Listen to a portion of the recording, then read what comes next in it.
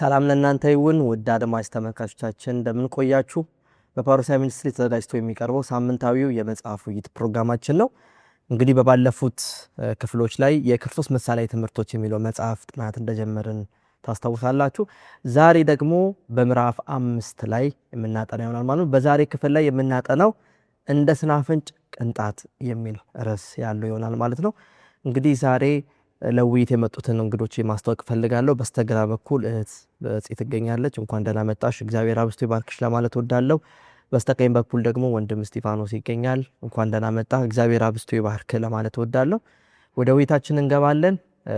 ከዛ በፊት ግን የእግዚአብሔር መንፈስ እንዲቀድም ለኛም ለምታዳምጡ በሙሉ መንፈሱ ከኛ ጋር እንዲሆን ጸሎት በማድረግ እንጀምራለን።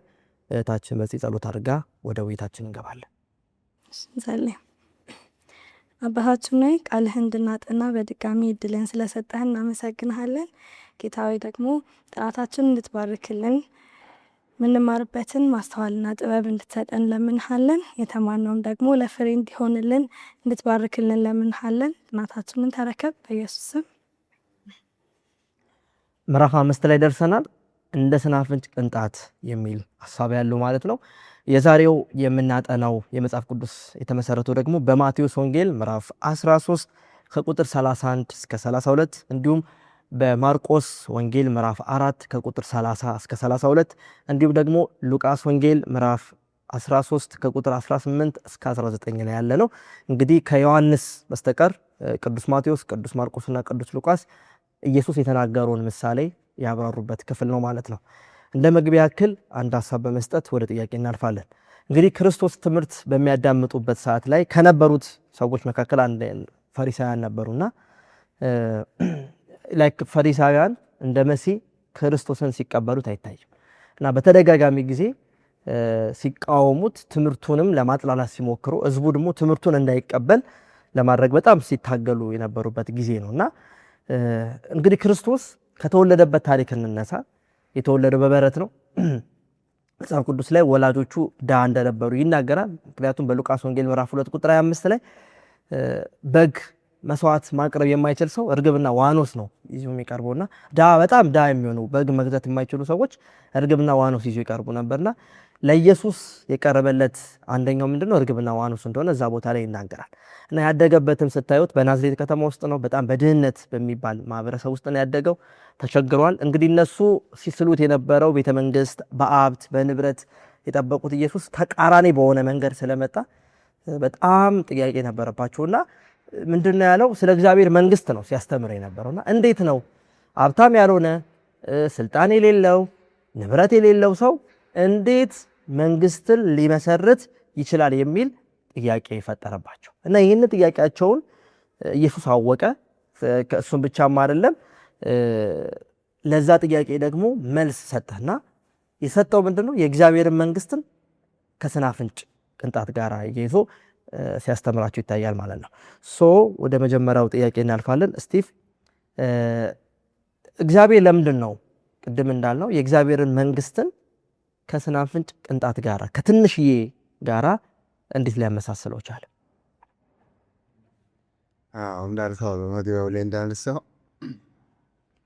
ሲያዩት በዛ ዘመን የነበሩ ምሁራን ወይም ደግሞ ፈሪሳውያን አንድ መሲህ ወይም ደግሞ አንድ የእስራኤልን መንግስት መስርቶ በዓለም ገናና ያደርጋል ተብሎ የተጠበቀ ሰው እንደ ተራ ሰው በተራ ሰዎች መካከል ሲመላለስ ጭምት ሲሆን የሚጠብቁት አይነት ስልጣን ሀብት ምናምን ሳይኖረው ሲቀር በቃ የንቀት አመለካከት አደረባቸው እና እሱንም እንደ መሲህ ማሰብ ከበዳቸው እና ክርስቶስ ይህን ነገር ያይና እነሱን በእነሱ አይምሮ አንድ እንደዚህ ትልቅ ባለስልጣን ትልቅ ኢንፍሉዌንስ የሚያደርግ ሰው ብለው የሚያስቡት ካለፉት መንግስታት ተነስተው ነው። አሁን ያለፉት መንግስታት አነሳሳቸው እንዴት ነበር ምናምን ከሚለው እና በዓለማችን ላይ ትልልቅ ነገስ ዓለምን አንድ አድርገው የገዙ መንግስታት ነበሩ። እንደ ትልልቅ እንደነ ባቢሎን፣ እንደነ ሜዶ ፐርሺያ፣ እንደነ ግሪክ፣ እንደ አሁን በዛው ዘመን የነበረው ደግሞ እንደ ሮማ አይነት ትልቅ ግዛት ይመሰረታል ብለው ነው እየሳሉ ያሉት እና ከዛ አንጻር ነው እየመሰሉ ያሉት። ለዛ ነው ክርስቶስ ሲጀምር ታዲያ የእግዚአብሔርን መንግስት በምን እንመስላታለን? ከየትኛው ጋር ልንመስላት ነው ምንችለው? ወይስ በየትኛው ምሳሌ እንመስላታለን አለና ሌላ እይታ የሚፈጥር የሰናፍጭ ቅንጣት ወደምታክል ዘር ይመስላታል ማለት ነው። እና የሰናፍጭ ቅንጣት ዘር ካያት በጣም ትንሽዬ ናት። ወደ ምድር ትገባለች። ከገባች በኋላ ግን ቀስ እያለች የተፈጥሯዊ እድገቷን ተከትላ ትወጣለች። ከዛ በኋላ ከወጣች በኋላ ግን ከሌሎች አትክልቶች ከፍ ትላለች። ከዛ በኋላ ብዙ ቅርንጫፎችን ታወጣለች። ከዛ በኋላ ብዙ የሰማይ ወፎች ያርፉባታል። እንደዚህ አይነት ናት። ቀስ ብላ ታድጋለች፣ ግን ከሁሉም በላይ ትሆናለች። እና እነሱ ባዩበት መንገድ ሳይሆን በሌላ አይነት መንገድ ግን ያ ታላቅነት ይመጣል ማለት ነው። ስለዚህ ሌላ ያለፉት መንግስታት ምሳሌ ሊሆኑ አይችሉም። ይሄ ምድራዊ ስርዓት በውጊያ አሸንፎ የመውጣት ይሄ በስልጣን ተፎካክሮ የመውጣት ምናምን ያ አሰራር አይደለም። ለየት ባለ አሰራር እንደሆነ እያመላከተ ነው። ስለዚህ ዝቅ ብሎ የመጀመር ከዛ በኋላ እያደገ የሚሄድ ስለዚህ ይህን ምሳሌ የተጠቀመው ለዛ ነው ክርስቶስ። እግዚአብሔር ይባርክ። እንግዲህ ትልቅ የሚባለውን የእግዚአብሔር መንግስት ከትንሽ ቅንጣት እንደጀመረ እዚህ ጋር ይናገራል። ተጨማሪ የምታኪው ካለ በዚህ ፈሪሳውያኖች እኮ የነበራቸው ንቀት ለክርስቶስ ብቻ አይደለም አይደል? አብረውት የነበሩት ሲያዳምጡት የነበሩትም ሰዎች እኮ ያውቃሉ ተብሎ የሚታሰቡ ሰዎች አልነበሩም። ደቀ መዛሙርቶቹም የተማሩ ሰዎች አልነበሩም። እንደ ፈሪሳውያን የታወቁ እናውቃለን የሚሉ ሰዎችም አልነበሩም። እና እንዴት ነው ይሄ ሰው እንደውም ክርስቶስን አይተህ ከዛ በኋላ አብረውት ያሉትንም ሰዎች አይተን እነሱ ሲጠብቁት የነበረው መንግስት ግን ትልቅ የሚገለብጥ ነበር አይደለ? የሮም መንግስት እንዲገለብጥ ነበር፣ የገዛቸውን ሁሉ እንዲገለብጥ ትልቅ እንዲሆኑ ነው። ስለዚህ ሲጠብቁት የነበረው የክርስቶስን ብቻ ሳይሆን ማቻል ያደረገው ደቀ መዛሙርቶችንም ጭምር ነበርና ከዛ ግን ክርስቶስ ይህንን ምሳሌ ሲሰጣቸው ትንሽ መጀመራቸው ኦኬ መሆኑን ነበር ያሳያቸው። እዛም የነበሩት ሰዎች ዲስካሬጅድ እንዳይሆኑ ነበር አይደለ? ከዚህም ጀምረን ደግሞ የእግዚአብሔር መንግስት ከዚህም ይገነባል የሚለውን ነገር ሊያሳያቸው ፈልጓል። ከዛ በኋላም ስናየው ደቀ መዛሙርቶች ብቻ አልነበሩ፣ እነሱ 12 ሆኖ ለብዙ ወንጌልን ሰብከዋል። ከዚህ ቤተክርስቲያናችንን ታሪክ ራሱ ስናይ እኮ መጀመሪያ የአድቬንቲዝምን ሙቭመንት የጀመሩት የተማሩ ሰዎች አልነበሩ። ኤለን ዋይት ብዙ የተማረች አልነበረችም። ገበሬዎች ነበሩ አካባቢያዊ ነበሩት። ነገር ግን እሱም ትልቅ ሙቭመንት ሆኗል። የነ ሉተርንም ስናይ እንደዛ ነው። ከትንሽ እየጀመሩ ነው የእግዚአብሔር መንግስት ትልቅ የሆነው። እንደውም ማንም ያሳደገው አይደለም። እንደ ሰው ቢሆን ኖሮ እንደውም 12ቱ ደቀ መዛሙርት ይህን ዓለም ሁሉ ያዳርሱ ነበር? አያዳርሱ። እና ኤለን ዋይት ትልቅ ሙቭመንት ይፈጥሩ ነበር። ብዙ ዲስአፖይንትመንት ሁሉ ገጥሟቸው ነበር አይደለ?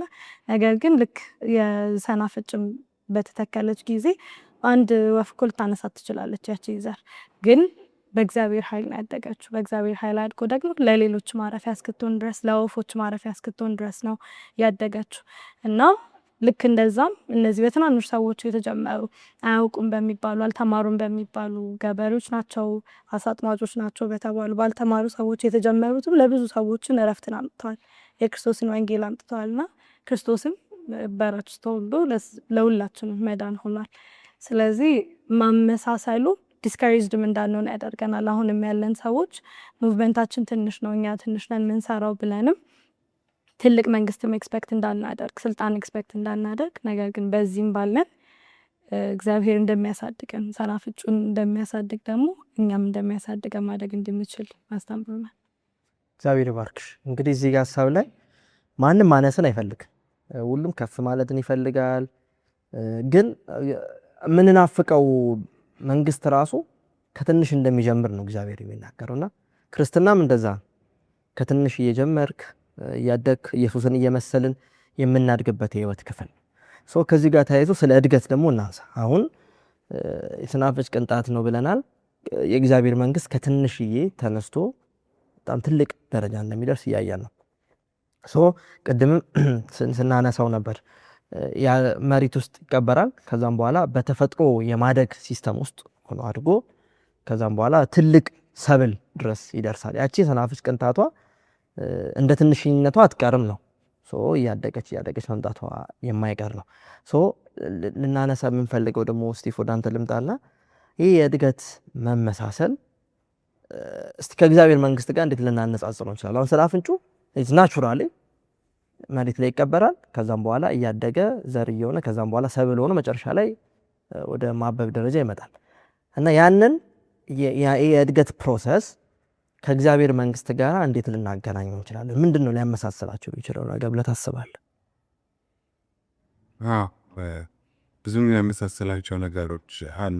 እንግዲህ የእግዚአብሔር መንግስቱን ወንጌል ስናይ በጣም ዝቅ ብሎ ነው ይጀምራል። ክርስቶስ ከነበረበት ቦታ ታች ወርዶ የሰውን ስጋ ለብሶ በበረት ውስጥ ተወልዶ ከዛ እንደ ማንኛውም ተራ ሰው በዚች ምድር ላይ ተመላልሶ በጣም ዝቅ ብሎ ነው የተጀመረው። ልክ የሰናፍጭ ዘሯ ከሁሉም ታንሳለች፣ መጀመሪያ ከሁሉም ዝቅ ትላለች። ከዛ በኋላ ቀስ በቀስ ግን በፕሮሰስ እያደገ የሚሄድ ነው። አሁን ፈሪሳውያን በቃ ሲያዩት የትም የሚደርስ ነገር አለ። አብሯቸው የሚውላቸው ሰዎች ኢየሱስ የትም የሚያደርሱት አይመስሉ። ምክንያቱም በጦር አቅም ቢባል በጣም የጦርነት እውቀት የሌላቸው ተራ አሳጥማጆች የበዙበት ስብስብ ነበር። በገንዘብ አቅም ቢባል በጣም የወረዱ ነበሩ። በስልጣን አቅም በተለያየ ነገር ቢፈተሹ የትም አይደርሱ ነበሩ እና በጣም ዝቅተኛ ነበሩ እና ግን ማን ይገምታል እነዛ 12ቱ ተራ ሰዎች ከጊዜያት በኋላ ዓለምን ያነቃንቃሉ ብሎ የገመተ ሰው ማለት አይደል? ግን እቺም የሰናፍጭ ቅንጣት ከሁሉ በታች ሆና በምድር ላይ ተቀብራ ስትቆይ በኋላ አድጋ ትልቅ ሆና ከዛ በኋላ ቅርንጫፎች አውጥታ የብዙ ወፎች ማረፊያ ትሆናለች ብሎ ማን ሊገምት ይችላል? እና ብዙ ሰው ዝም ብሎ በስጋዊ እይታ የሚመራ ሰው ይሄ ነገር ሊገባው አልቻለም። ፈሪሳውያን በለመዱት ነገሮችን የመገመት እውቀታቸው ይህን ነገር ሊገምቱት አልቻለም። በእነዚህ ተራ ሰዎች እንዴት ዓለምን ሁሉ ማነቃነቅ ይቻላል? አሁን ሌሎችን መንግስታት ያቸው ከጊዜ በኋላ እኮ ሰማቸው ሁሉ ጠፍቷል። ግን ይሄ የክርስቶስ መንግስት እስካሁን ድረስ በጣም በኃይል እየተሰበከ ነው ያለው እና ያ ደግሞ የተነሳው ከዚህ ከማይረባ ስብስብ እና የእግዚአብሔር ፓወር የእግዚአብሔር አሰራር በጣም ይለያል እና እንደ ሰናፍጭ ዝቅ ብሎ ይጀምራል፣ ግን እየሰፋ ትልቅ እየሆነ ቅርንጫፎችን እየወጣ እያደገ የሚሄድ ነገር ነው። በዚህ ይመሳሰላል። እግዚአብሔር ይባርክ። እንግዲህ ፕሮሰስ ነው እድገቱ፣ ከትንሽ ይጀምርና እያደገ ነው። የእግዚአብሔር መንግስትም እንደዛው እንደሆነ ነው እንግዲህ እያነሳን ያለነው ፖይንት። ወደ በዚህ ልምጣና ተመሳሳይ ጥያቄ ነው ያለኝ። እንዴት ታያለሽ ይሄንን የእድገቱን ጉዳይ? በእኛም ህይወት እንደዚህ ሚራክለስ የሆነ ነገር እንዳንጠብቅ የሚያደርገናል አይደል? ሰናፍጭ እንደ ሌላው ተክል ውሃ ተጠጥቶ ተኮትኩቶ ቀስ ብሎ ነው የሚያድገው። ዛፍ በአንድ አያድግም አይደል? እና ልክ እንደዛም መጠበቅ አለብን። መጀመሪያ ስጠመቅ የጠበቅኩት ነገር እኔ በቃ ከዛ በኋላ ህይወቴ ኮምፕሊትሊ እንዲቀየር እኔ ራሴ ማደርገው ነገር እንዲቀየር፣ ከዛ ግን የዛኑ ከሰዓት የለመድኩትን ነገር ሳደርግ ነበረ። ግን እንደዛ ብለንም ደግሞ ሁሌ እንደዛ እንሆናለን፣ እንደ ሰናፍጭም ደግሞ ትንሽ ሆነን እንቀራለን ማለት አይደለም። ከዛ በኋላ በአንድ ቀን ነው የምናድገው። አንድ ቀን የምንጀምረው ልማዶች ናቸው እያሳደጉን የሚመጡት። ቀስ በቀስ ያለ ነው ክርስቶስን እየመሰልን የምንመጣው እና ያም ደግሞ እንክብካቤው ያስፈልገዋል። የሰናፍጩ የሚንከባከባት ሰው አልነበረም አይደለ? ከክርስቶስ ጋር ክርስቶስ እግዚአብሔር ነው ለሁሉም አትክልት እንደሚያስበው የሚያስብላት እና ልክ እኛም ወደ ክርስቶስ እንጠጋለን ብለን ስንወስን ያን ያክል ያስብልናል፣ ያን ከዛ በላይ ያስብልናል እና ያንን ነገር ደግሞ አይተን እግዚአብሔርን ሊያሳድገን እንደሚችል ከእሱ ጋር ብቻ በመጣበቅ ማደግን እንደምንችል በየቀኑ እሱ ጋር መጠጋትም ያለብን ሊያሳድገን የሚችለው ሰው እንዳልሆነ ማወቅ አለብን። ትልቅ ናቸው የምንላቸውና ያስተምሩናል የምንላቸው ሰዎች እኮ ዲስአፖይንት ሊያደርጉን ይችላሉ። ግን ሊያስተምረን የሚችለው ክርስቶስ ብቻ ነው። ከእሱ ጋር መቅረብ አለብን። በየቀኑ በየሰዓቱ ሁሌ ከእሱ ጋር ጊዜ ማሳለፍ አለብን። ከዛ በኋላ ግን የሰናፍጭ ቅንጣት ሆነን አንቀርም። ማደጋችን አይቀርም። ክርስቶስን መምሰላችን አይቀርም እና ትንሽ ሆነንም አንቀርም። ከዛ ግን የማደጋችን ሚስጥር ልክ እንደ ሰናፍጩ ሰው ሊያሳድገን አይችልም። ሊያሳድገን የሚችለው ደግሞ ክርስቶስ ብቻ መሆኑን ማወቅ አለብን። መልካም ሀሳብ።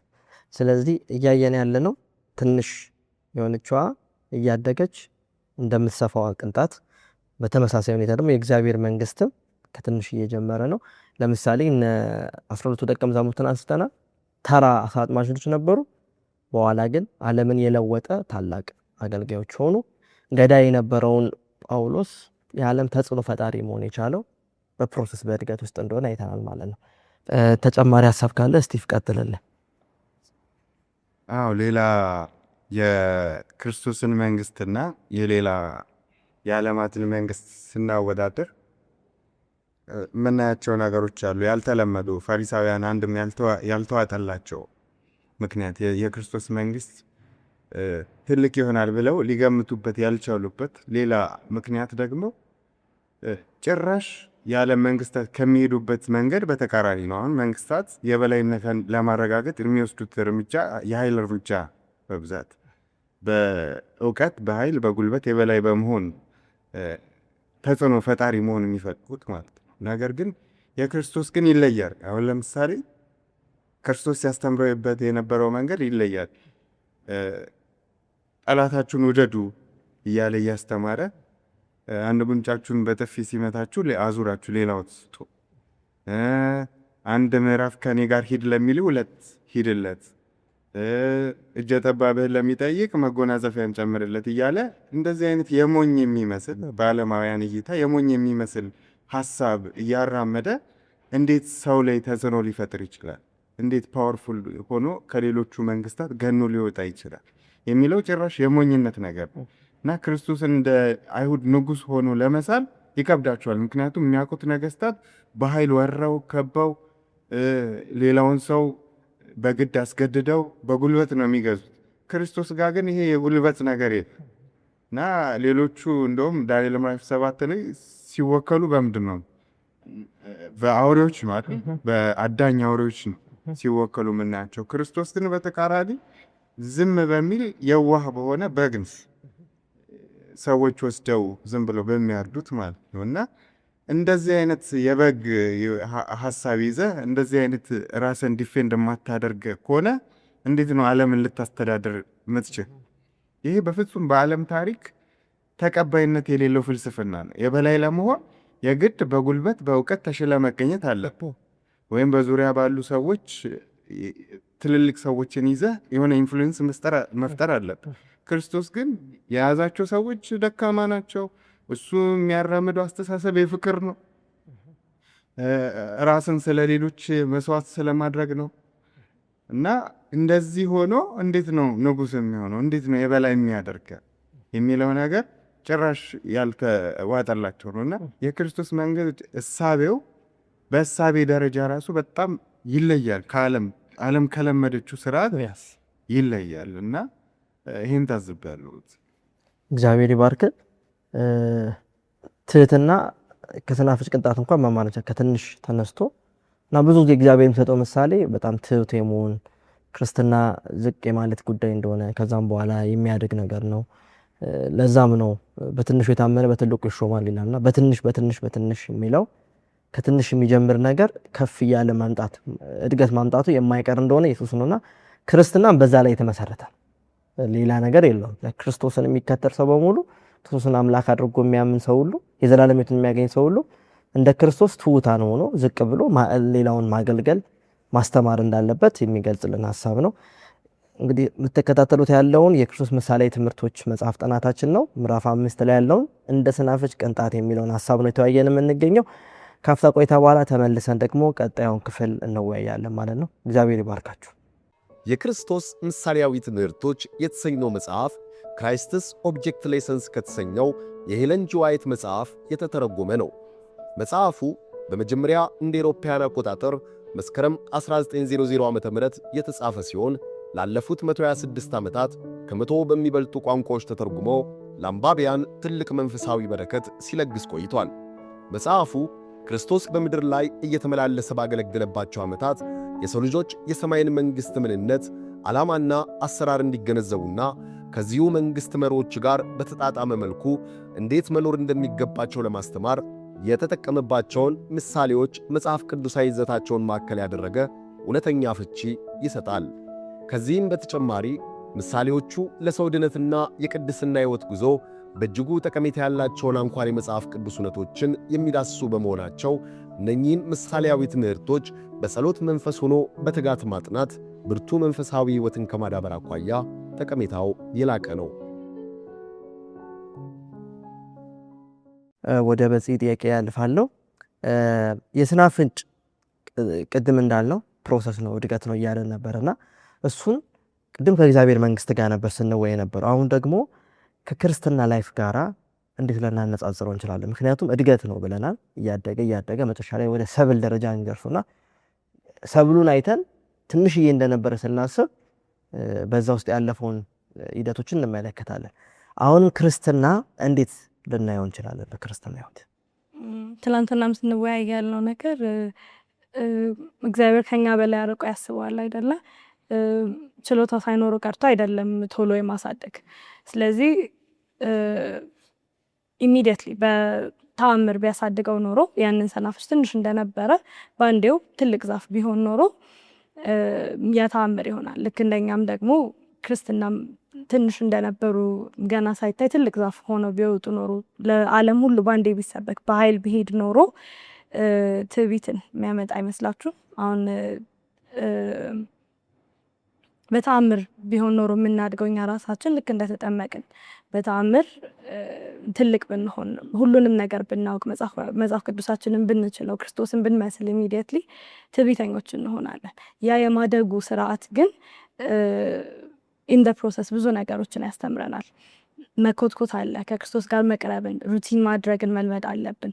ከዛ ደግሞ ፈተናም አለ አብሮት የሚመጣ ንፋስ አለ አይደለ? ፀሐዩ በጣም ያቃጥለው ይችላል ያንን ዛፍ። ነገር ግን በዛ አልፎ ትልቅ መሆንን ከዛ ደግሞ ለሌሎች መድረስን ያስባል። በአንዴ ቢያድግ ኖሮ ግን ለሌሎች መድረስ ሳይሆን እኔ ትልቅ ነኝ ብሎ ሊያስብ ነው። ስለዚህ እግዚአብሔር ያንን በተአምርም ያላሳደገው እኛንም ደግሞ በተአምር ማያሳድገን ክርስትና እንደ ፕሮሰስ የሆነው ለዛ ይመስለኛል። እኛ ሰዎች ትዕቢተኛ የመሆናችን ፕሮባቢሊቲ በጣም ትልቅ ነው እና እኛ እንችላለን እኛ ያደረግነው ልንል ነው። ግን በዛ ሂደት ውስጥ ግን ወደ እግዚአብሔር በምንቀርብበት ሂደት ውስጥ ግን እግዚአብሔር አደረገም ማለትን እንለምዳለን። ራሳችን አለፍነው የማንላቸው ብዙ ነገሮችን እናሳልፋለን። ስለዚህ በተአምር ቢሆን ኖሮ የምናድገው ከእግዚአብሔር እንትን ልንለው ነው። ያንን እንትኑን ክሬዲቱን ለእግዚአብሔር ላንሰጠው ነው። ስለዚህ በፕሮሰሱ መካከል ግን እግዚአብሔርን ይበልጥ ማክበር እንማራለን። ስለዚህ ልክ እንደ ሰናፍጩም ደግሞ እኛ ትንሽ ሆነ መጀመራችን ከእግዚአብሔር ደግሞ እኛ ሌላ ሰው ሳያግዘን ሌላ ሰው ሳያሳድገን እግዚአብሔር ማሳደጉ ደግሞ ይበልጥ እኛን የሚያቀርበናል።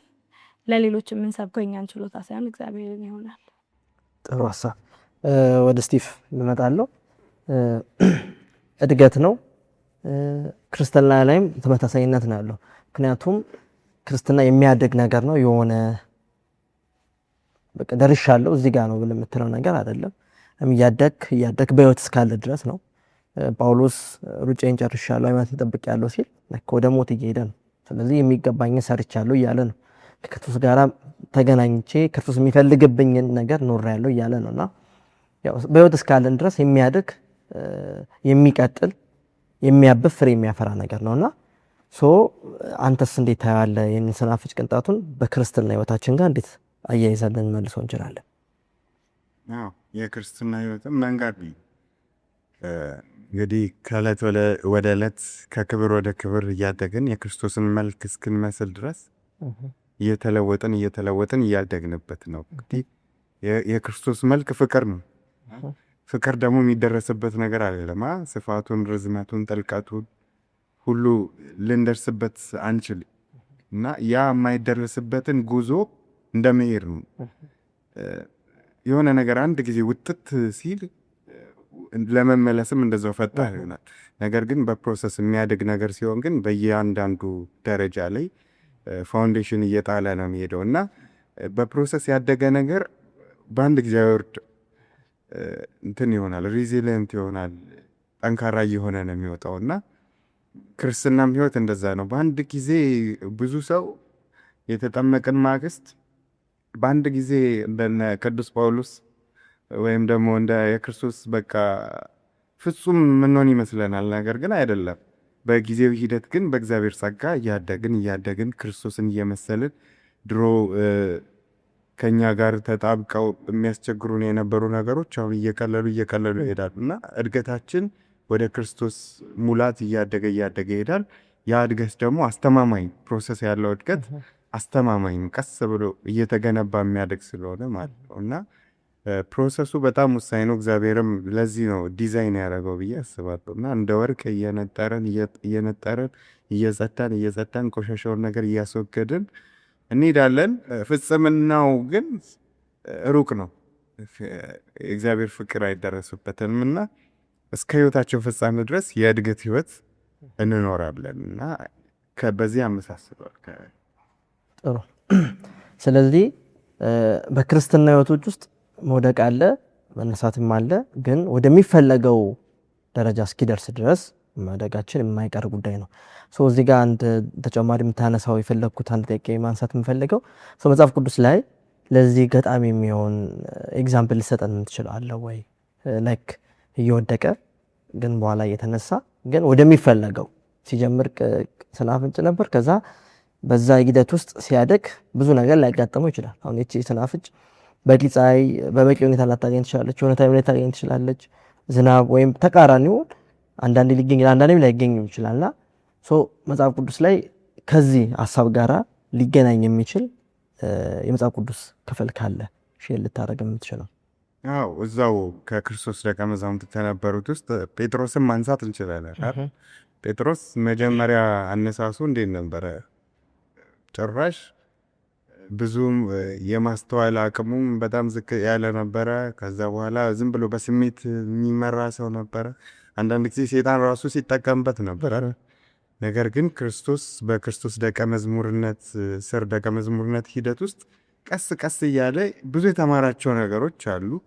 ከዛም በኋላ ያቺ የወደቀባትን እውነት እናቃታለን። በፍጹም አልክድም ብሎ ዝቶ በገረድ ፊት እንደካደው እናቃለን። ከዛ በኋላ ያቺ ውድቀት ደግሞ መጣችበት። ግን ቀስ ብሎ ደግሞ ድጋሚ ክርስቶስ እንደገና እየሰራው እየመጣ እያደገ ሲሄድ እንመለከታለን። ከዛ አድጎም ትልቅ ወንጌል ሰባኪ ሆኖ በገረድ ፊት ሲሸማቀቅ የነበረ ሰው አሁን በትላልቅ ባለስልጣናት ፊት ተናጋሪ ሆኖ ራሱ የሆነ ሰዓት ደግሞ በግብዝነት ደግሞ ሲጠቃ እናያለን።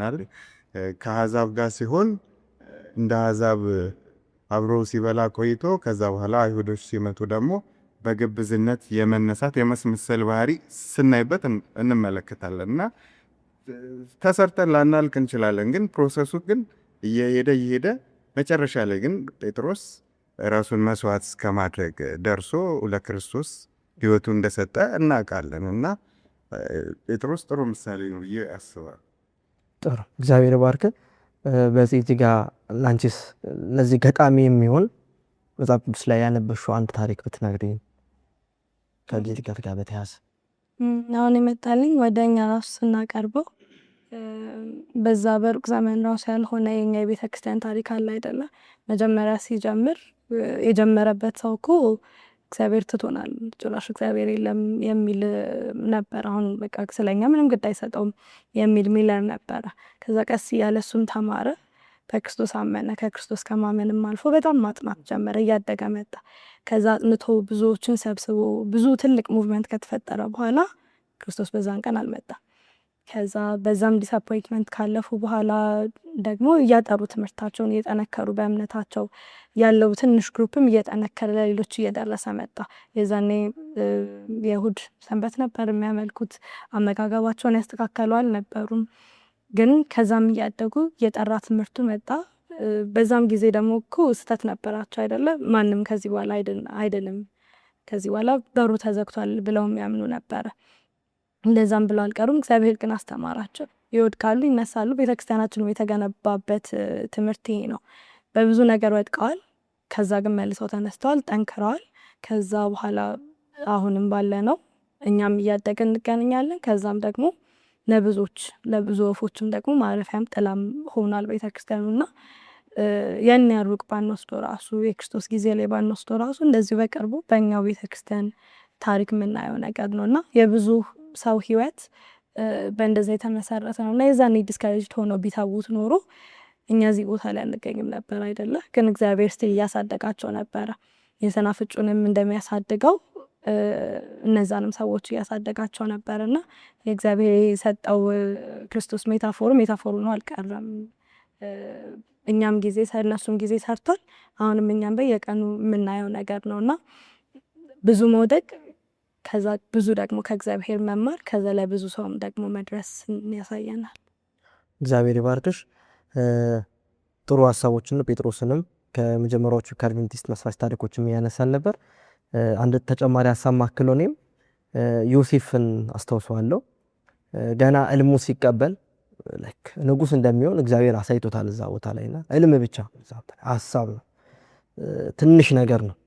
ደግሞ ተራ ልጅ ነው፣ የቤቱ 11ኛ ልጅ ነው። ከሱ የበለጠ እኮ በጣም ትላልቅ ልጆች አሉና ግን ያ ህልም የተፈጸመው እግዚአብሔር ለሱ የነበረው እቅድ የተፈጸመው ከብዙ አመታቶች በኋላ ነው እና ከብዙ አመታቶች በኋላ ግን እግዚአብሔር ባሰበውና በፈለገው ጊዜ ላይ ዮሴፍ ንጉስ ሆነ፣ እልሙም ተሳካ ማለት ነው እና በዛ ውስጥ ግን ሲያልፍ ዮሴፍ በጣም ብዙ መከራዎች አጋጥሞታል። እስር ቤት ገብቷል፣ በአንደ ባሪያ ተሰቃይቷል፣ በጣም በብዙ ቻሌንጆች ውስጥ ገብቷል። ነገር ግን እግዚአብሔር ያሰበለትን ነገር ሆኖን ማለት ነውና ለህዝቡም ተረፈ። መጨረሻ ላይ ለገዛ ወገኖቹ ጭምር ተረፈ። ለዓለም ሁሉ በነበረው ድርቅ ምክንያት በዮሴፍ ትልቅ ራዕይ ምክንያት ዓለም ሁሉ በዚህ ጥጋብ ዘመን ላይ በተጠራቀመው እህል በራቡ ጊዜ ተጠቅመው ሲያድጉና ሲበሉ እናያለና ልክ እንደዛም ክርስትናምና የሚያድግ የሚለወጥም ተስፋ መቁረጥ እንደሌለብንና ብንወድቅ እንችላለን፣ እንደገና ግን መነሳትን ከእግዚአብሔር ዘንድ መማር አለብን። ወደሱ መቅረብ፣ በጸሎት መደፋት፣ በመንበርከክ በወደቅንበት ሰዓት ላይ እንደገና ማደግ እንደምንችል ተስፋ ሳንቆርጥ ወደ እግዚአብሔር ፊት መቅረብ እንዳለብን የሚገልጽልን ሀሳቦች ናቸው። ወደ ቀጣዩ ሀሳብ ጥያቄዎች ልለፍ። ቀጣዩ ጥያቄ ላይ ምንድነው? እንግዲህ የስናፍጭ ቅንጣት ስለ እግዚአብሔር መንግስት ነው የሚያወራው ብለናል። የእግዚአብሔር መንግስት ደግሞ ሰዎች ወደዚህ የእግዚአብሔር መንግስት እንዲገቡ ደግሞ እግዚአብሔር ጥሪ ያቀርባል ለሁሉም ሰው እና ለደቀ መዛሙርቱ የሰጣቸው ኃላፊነት ምንድነው? ሂዱ፣ ወንጌልን ሁሉ አስተምሩ፣ ከዛ ምን አድርጓቸው? አጥምቋቸው፣ መጨረሻ ላይ ደቀ መዛሙርቴ አድርጓቸውና እስከ ዓለም ፍጻሜ ድረስ ከእናንተ ጋር ነኝ ብሎ ሰጥቷልና ያ የተጀመረው የወንጌል ችቦ በሐዋርያቶች ዘንድ ነበር። ከዛም በኋላ የሐዋርያቶች ዘመን ደግሞ ሲያልፍ ደግሞ እነ ጆን ዋክሊፍ የሚባሉ ደግሞ መጡ። አውሮፓን ያነቃነቀ የመጽሐፍ ቅዱስን አብዮት እንግሊዝን ያነቃነቀ የመጽሐፍ ቅዱስ አብዮት ያስነሳ ሰው ነው። ከዛም በኋላ ስና ጀሮም መጡ። ከዛም በኋላ በጀርመን ደግሞ የካቶሊክን ሙቭመንትን ያነቃነቀን አዲስ እይታ እንደሚይዞ የመጣው የማርቲን ሉተር እንቅስቃሴ ይመጣል። ከዛም እየቀጠለ ደግሞ ወደ አድቬንቲስታዊ እንቅስቃሴ ደግሞ ይመጣልና በእነዚህ የወንጌል ችቦዎች ውስጥ ሰዎች ነበሩ፣ ይሄዳል፣ ትውልድ ይመጣል፣ ያልፋል። ግን የማያልፈው ግን አንድ ነገር አለ ውስጥ የእግዚአብሔር ቃል ነውና ዛሬ ኢየሱስ ይህን ነገር ከተናገረ 2000 ዓመታት አልፈዋል። ለደቀ መዛሙርቱ የሰጠው የወንጌል አደራ 2000 ዓመታት አልፈዋል። ግን በእነዚህ 2000 ዓመታቶች ውስጥ ቅድም እንዳልኩት በትንሹ ስማቸው የጠቀስኳቸው ሰዎች አሉ፣ ብዙ አሉ። ግን በዋነኝነት ልንጠቅሳቸው የምንችሉ ሰዎችን ነው ስም ያወጣነው እና ዛሬ ለኛ ምን አይነት ብርታት ነው ሊሰጠን የሚችለው? ወደ እግዚአብሔር መንግስት ሰዎችን ለማስገባት ትንሽ የነበረችዋ እያደገች የምትሰፋውና ትልቅ የምትሆነው የእግዚአብሔር መንግስት ውስጥ ሰዎች እንዲገቡ፣ በዚህ መንግስት ውስጥ ደግሞ እንዲጠቃለሉ፣ ከሰይጣን አገዛዝ ነፃ ወጥተው ወደ እግዚአብሔር መንግስት ለመምጣት ለኛ ምን አይነት ብርታትና ማደፋፈሪያ ሊሰጠን ይችላል ብለህ ታስባለህ ስቲቭ? በጣም አሪፍ ነው። አሁን በዚህ በዘመናት መካከል ስናስተውል የሰዎችን ብርታት ሳይሆን የእግዚአብሔርን ጸጋ ኃይል ነው እያየን ያለነው። ምክንያቱም ሰዎቹን አየናቸው፣ ደካማ ናቸው። ይህን ያህል አቅም የነበራቸው ሰዎች አልነበሩም። ግን የእግዚአብሔር ጸጋ በእነሱ ላይ ሲሆን፣ እግዚአብሔር መንፈስ ሲቆጣጠራቸው ያመጡትን ትልቅ በምድር ላይ ያመጡትን ትልቅ ኢንፍሉዌንስ እያየን ነበር እና የእግዚአብሔር መንፈስ የእግዚአብሔር ጸጋ አብሮን እስካለ ድረስ ማናችንን ብንሆን ራሳችንን ደካማ አድርገን የምንቆጥር ሰዎች እግዚአብሔር ከተጠቀመብን ብዙ ተጽዕኖ መፍጠር እንችላለን የሚለው እና በዚሁ ታሪክ ውስጥ አንድ የተገለጸ ሰው አለ ጆን ዌስሊ የሚባል ሰው እና በእንግሊዝ ቤተክርስቲያን ውስጥ በጣም ትልቅ ተጽዕኖ ያመጣ ሰው ነው። እንግዲህ እሱ በነበረበት ሰዓት ስለ ቅድስና ማስተማር ማለት መዘባበቻ መሆን እና በጣም ሰው ከስነ ምግባር የጎደለበት ማንም እንደዚህ የቅድስና ትምህርትን ሊሰማበት የማይፈልግበት ጀስት ቤተክርስቲያን መጥቶ ሰው የፈለገውን ሳምንቱን ሙሉ የፈለገውን ነገር የሚያደርግበት ምናምን ዘመን ነበርና ጆን ዌስሊ ግን ብቻውን ነው ተነስቶ ስለዚህ ስለ እውነተኛ ቅድስና እውነተኛ ስለሆነ ከእግዚአብሔር ጋር ግንኙነት ስለማድረግ ስለ እግዚአብሔር ሕግ ሲያስተምር ብዙ ሰዎች አሾፉበት። ወይ አንተ በዚህ ዘመን የሚሰማ አለ እንደዚህ አይነት ትምህርት እግዚአብሔር ቢፈልግ ሰዎችን ማስነሳት ይችላል ብሎ የተሳለቁበት ሰዎች ነበሩ። ነገር ግን ያ ትንሽ ሰው ጎዳናዎች ላይ እየወጣ በጣም ዝቅ ያሉ ሰዎች ጋር እየሄደ የእግዚአብሔርን ቃል እየተናገረ በጣም ትልቅ ኢንፍሉዌንስ ፈጥሯል። እስካሁን ድረስ የእሱ ኢንፍሉዌንስ እየታየ ነው። በህይወትም እያለ ብዙ ወደ 40,000 ስብከቶችን ሰብኳል ጎዳና ላይ የተለያዩ አነስተኛ ሰዎች ጋር። ከዛ በኋላም ደግሞ ከሱ ካለፈ በኋላም የእሱ ትምህርት በጣም እየተስፋፋ ትልቅ መነቃቃትን ፈጥሯል እና ትንሽዬ ለእግዚአብሔር ቅናት ካለን እና እግዚአብሔር ደግሞ ሊጠቀምብን ከወደደ እግዚአብሔር በማንኛውም ሰው ይሰራል እና መጠራታችንን መናቅ የለብንም እና የተገለጸልን እውነት ቀላል አይደል። ለዚህ ነው ቆሮንቶስ ላይ ራሱ ሲናገር ወንድሞቹ የመጠራታችሁን ተመልከቱ ይላል። በጣም ብዙ ጥበበኞች ነበሩ፣ ብዙ አዋቂዎች ነበሩ። በአዋቂማ ቢሆን ብዙዎች ጋር ይሄ የከበረው ቃል በእነሱ በኩል ይሰራጭናል። ነገር ግን በጥቂትም ቢሆን እኛ ተጠርተናል እና ይሄ እግዚአብሔር ቃል ይሄ እግዚአብሔር መጠራት እኛ ጋር ሲደርስ ማናናቅ የለብንም እና ብዙ ትልቅ ነገሮች ሊሰሩ ይችላሉ። ምክንያቱም ከኛ ጉልበት ሳይሆን ከእግዚአብሔር ኃይል የተነሳ ነው ያ የሚሰራው እና በእግዚአብሔር ኃይል ከተማመንን ብዙ ነገሮችን እግዚአብሔር በእኛ ሊሰራ ይችላል የሚለው ትምህርት አግኝቼበታል። እግዚአብሔር ይባርክ። ከጆን ዌስሊ ጋር ነው አያይዞ ሀሳብ የሰጠን። ታላቅ የእምነት ሰው ነው። በብዙ ተግዳሮቶች ውስጥ ግን ዛሬ ላይ የምንኮራበት ስራ የሰራ ሰው ነው። እግዚአብሔር በሱ የተጠቀመበት ነው እያያን ነው። ወደ መጽሔ ልምጣና አንቺ ምን ይመስልሻል? የጠቀስናቸው የእምነት አባቶች አሉ በዘመናት ውስጥ በጣም በብዙ ስቃዮች ውስጥ ያለፉ፣ ግን እግዚአብሔር በጣም ብርታት ሆኖላቸው በወቅቱ እነሱ በነበሩበት ዘመን ላይ ያሳፍራል ወንጌሉ። ዛሬ ላይ ሲሆን ግን ላያሳፍር ይችላል። ለምሳሌ አሁን ጳውሎስ በነበረበት ዘመን ላይ ስለ ክርስቶስ ስቅለት ማውራት ማለት ያሳፍራል፣ ሼም ነው። ዛሬ ግን አያሳፍር። ማንም ሰው የተነሳ ኢየሱስ ጌታ ነው ተሰቅሏል ማለት ይችላል። ማህበረሰቡም አክሴፕት አድርጎት ተቀብሎታል። ጳውሎስ በነበረበት ዘመን ላይ ግን ነውር። ማንም ሰው ስለ ኢየሱስ ስቅለት ሲያወራ ሼም ነው። ምክንያቱም ኢየሱስ እንደ መሲህ ስለማይታይ ደግሞ የተረገመ ሞት አይደለ? የመስቀል ሞት ማለት እኮ የተረገመ ሞት እና የሚረገም የተጣለ ማህበረሰቡ ያገለለው ሰው የሚሞተው ሞት ስለሆነ ጳውሎስ በነበረበት ዘመን ላይ የተሰቀለውን ክርስቶስን እንሰብካለን ሲል እያሾፉበት እያላገጡበት ነውና ዛሬ ላይ ግን እንደሱ አይደለም። ለእኛስ ምን ይሰጠናል? አሁን ምን አይነት ብርታት ነው? ዛሬም የወንጌል ተልእኮ አለ። መንግስቱ ገና በደንብ ይፋ አልተገለጠምና እስከዛ ድረስ ግን ሰዎችን ለማምጣት ስንፈልግ እኛ ምን ሊያስተምረን ይችላል ይሄ ነገር ብለሽ ታስባለሽ? ክርስትና ሜንስትሪም መሆኑ ብዙ ክርስቲያኖችን ያሰነፈ ይመስለኛል። የዛኔ በሚያሳፍርበት ጊዜ እንደሚሰበከው እንደውም እና እነሱ እንደነበራቸው የኤፈርታቸው ምንም ነገር አለመፍራታቸው ከእግዚአብሔር ጋር እንቅረባቸው ማንበባቸው አሁን እንደዚህ በቀለለበት ጊዜ በቅርባችን ማንበብ በምንችልበት ጊዜ ማንም መንግስት የሚከለክለን የለም አይደለ ለመስበክ፣ ግን በተከለከለበት ጊዜ የነበራቸው ድፍረት ግን እኛ የለንም እና ያንም ደግሞ እንዳይቀልብን ያስፈልጋል። ምክንያቱም መጨረሻ ላይ ያቺ የሰናፍጭ ፍሬ እኮ ካደገች በኋላ ዛፍ ስትሆን ብዙ ወፎች መያዝ ነበረባት አይደለም። ብዙ እረፍት የሚፈልጉ እሷ ላይ መቆም የሚፈልጉ ጥላ የሚፈልጉ ወፎች አሉና አሁንም ለሃርድሺፑ ራሱ እንትን የለንም፣ ግድ የለንም እዛ ላይ ለመግባት ፍላጎቱም የለንም። ምክንያቱም በቃ ሜንስትሪም ሁሉም ቦታ የምናየው ነገር መሰለን ክርስትናና እውነት ግን እውነቱ አለን ብለን ቤተክርስቲያን ውስጥ እስካለን ድረስ አድገን ለሌሎች ደግሞ ጥላ የመሆን ግዴታ አለብን። ስለዚህ ክርስቶስ የሚያስተማረን አሁን ደግሞ ለእኛ የሚሆነው ያ ሃርድሺፕ በሌለበትም ጊዜ እኛ ግን ያንን መጋፋት እኮ ስንጀምር ይሄ ኖርማል ነው ያልነውን ትንሽ እውነት የሚመስለውንም ደግሞ ትንሽ መጋፋት ስንጀምር እኮ በኃይል ነው ሴጣን የሚመለስብን።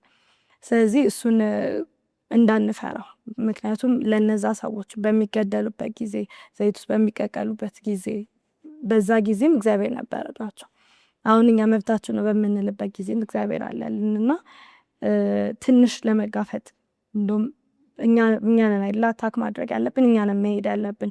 ወደ ዓለም ሁሉ ሂዱ እንጂ ዓለም ወደ እናንተ ይመጣል አልተባልንምና እኛ አታክ ለማድረግ መፍራት የለብንም። መፍራት ሳይሆን አሁን አለመፈለግ ይመስለኛል።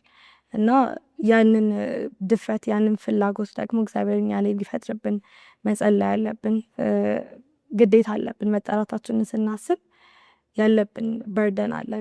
ጳውሎስ እኮ ትልቅ ይህንን በማወቄ ትልቅ በርደን አለብኝ ነው አይደለም የሚለው።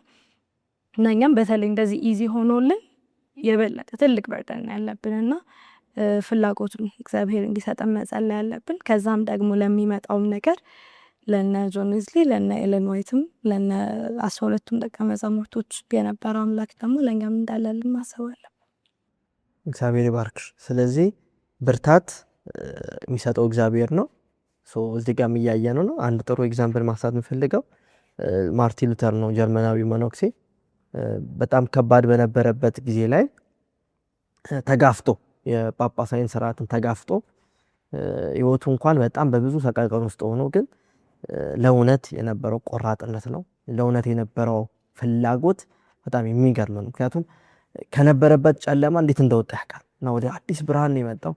በዚህ ጨለማ ቢቀጥል ኖሮ ጠፊ እንደነበር ያውቃል፣ ከእግዚአብሔር መንግስት እንደሚወጣ ያውቅ ነበርና ግን ወደዚህ ብርሃን መጥቶ ጽድቅ በስራ የነበረውን ሲስተምን ጽድቅ በእምነት ነው ያደረገው። መጽሐፍ ቅዱስ እንደዛ ነው የሚለው፣ ጻድቅ በእምነት ይኖራል ያለ ሮሜ ምዕራፍ 1 ቁጥር 17 ላይ እና ያንን ተጋፍጦ ያስተማረው እውነት ነው። ዛሬ ይህ እውነት በቀላሉ ማጥናት እንችላለን። በቀላሉ መስዋዕትነት ሳይከፈልበት ብዙ አለና እሱን ከዚህ አባት እንረዳለን፣ ከዚህ ዓመት አባት እንገነዘባለን ማለት ነው። የምትጨምረው ሀሳብ ካለ ስቲቭ?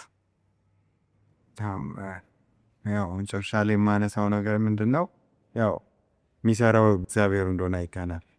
ስለዚህ እኛ እንዳልሆንን አውቀናል። ስለዚህ ራሳችንን ለዚህ ስራ እኔ አልመጥንም ብቁ አይደለሁም ብዙ ሰውን ብዙ እግዚአብሔር ብዙ የጸጋ ስጦታ ሰጥቶት እግዚአብሔር ሊሰራበት እየፈለገ እያለ ነገር ግን ራሱን በማሳነስ እኔ ለዚህ ስራ የተገባው አይደለሁም በማለት ብዙ ቤቱ ቁጭ ያለ ሰው አለ፣ ብዙ ማገልገል እየቻለ ማለት። ስለዚህ ስራውን የሚሰራው እግዚአብሔር እንደሆነ አውቆ የራስ ጉብዝናና ብቃት እንዳልሆነ አውቆ ራሱን ለእግዚአብሔር ከሰጠ እግዚአብሔር ይጠቀማል። እኔ አልተማርኩም፣ እኔ ብዙ ገንዘብ የለኝም፣ እውቀት የለኝም፣ መንፈሳዊ ህይወቴ ብዙ ጠንካራ አይደለሁም ብሎ ሰው ራሱን ከአገልግሎት ያርቃል። ነገር ግን እግዚአብሔር ዋናው የሚፈልገው እኛ ራሳችንን ሰብሚት ማድረጋችን ካደረግን በቃ እግዚአብሔር ራሱ ናቹራል ፕሮሰሱን ጠብቆ ያሳድገናል፣ ለሌሎችም ማረፊያ ያደርገናል ማለት ነው። ስለዚህ ዝቅ ማለታችንን አንጥለው። እንደውም እግዚአብሔር ዝቅ ያለውን ነው የሚመርጠው። እንደውም እዚህ መጽሐፍ ላይም ያነሳዋል። እንደውም ብዙ ጠቢባን የሆኑ በራሳቸው እውቀት በተለያየ ነገራቸው የሚታበዩ ሰዎችን አይጠቀምም። ከድሮም ጀምሮ ሲሰራ ስንመለከት የተናቀው የተጣለውን እግዚአብሔር የሚሰራው እና ሁሉም የመንፈሳዊ ሰዎች ትልልቅ የመንፈሳዊ አባቶቻችን ስናያቸው መነሻቸውን ስናይ በጣም ትንሽ ነው። ከዛ በኋላ ግን የሰሩትን ተአምር ግን በኋላ ስናይ በጣም የሚያስገርም ነው እና እግዚአብሔር እንደውም ትንሽ ሆነን እንደሆንን ከተሰማን እንደውም ለእግዚአብሔር ምቹ እግዚአብሔር ይሰራል እና ይህን ትምህርት ወስጄ እግዚአብሔር ይባርክ። ከመጽሐፉ ላይ ገጽ 42 ላይ ያለውን የመጨረሻውን ፓራግራፍ አንብበን የዛሬው ቤታችንን እንጨርሳለን። እንደዚህ ይላል። በዚህ በመጨረሻው ዘመን የሰናፍጭ ቅንጣት የሆነው ምሳሌ አንድ ደረጃ ላይ በመድረስ ተፈጻሚነት ያገኛል ይላል።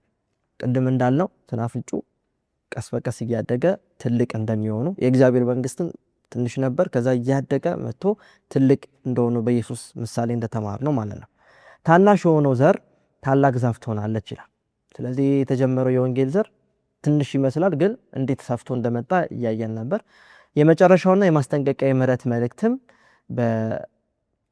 በዮሐንስ ራዕይ ምዕራፍ 14 ቁጥር 6 ላይ ለሕዝብ፣ ለነገድ፣ ለቋንቋም ለወገንም ሁሉ ይሰበካል ተብሎ እንደተነገረ ማለት ነው። ስለዚህ እቺ ታናሿ ዘር ለሕዝብ ሁሉ በብሔር በዘር ሳይለይ ለነገድ ሁሉ ለብዙ ሺህ ቋንቋዎች ይሰበካል ይላል። ለወገኖች በሙሉ ሳይለይ ሳይከፋፍል ይህ ወንጌል እንደሚሰበክ ይናገራል።